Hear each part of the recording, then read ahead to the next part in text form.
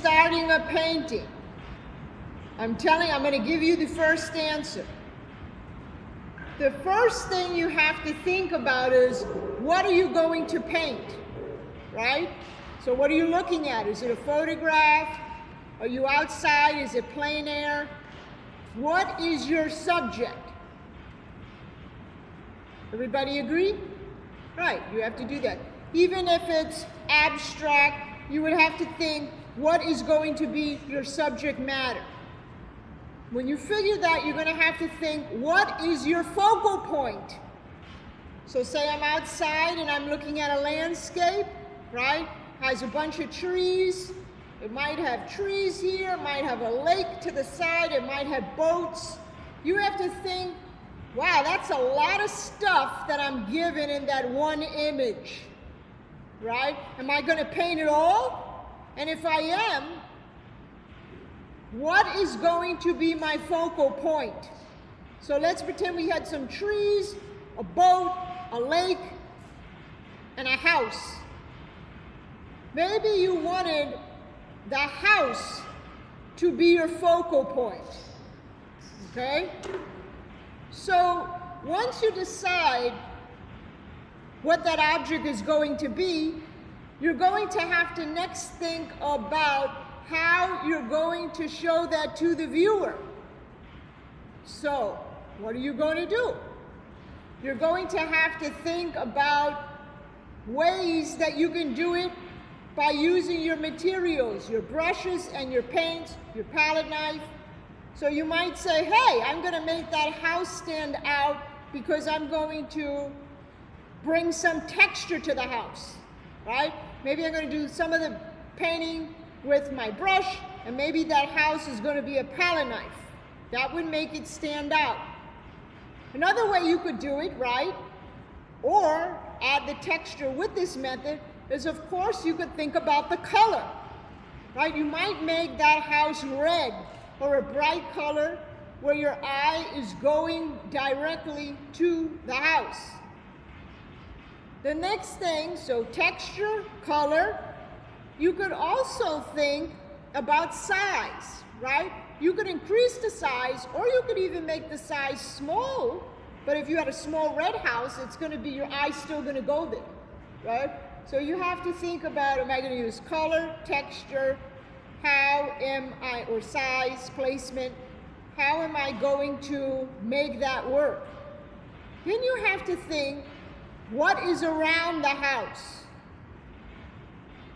Now, if there's a tree and a boat, right, in some water, you might want your attention to go again to the house.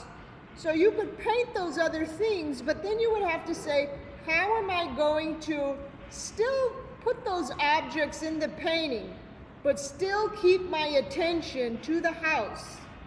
And all of those other objects have to support the house, right?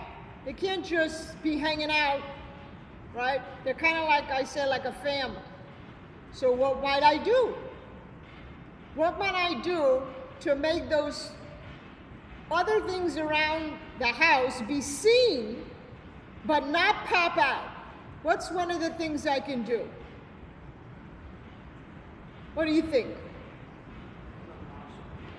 Excellent, I could do them as a wash, right? I could do them very light, where I see them, but they're not that sharp and apparent. And we learned that washes are ways that you can do that, right? You can still see the object. I could use my mop brush, right? And I could blend it. What's the term when we want to make something smoky? Yeah, very good. So I could use model if I wanted to in that area, right? What's another way that I could make those objects still be there but not pop out? What could I do? No, we already said we could use the brush, right? And kind of blend it. Or do a wash. Oop, I wasn't supposed to tell you, right? What could we do to the color of those objects?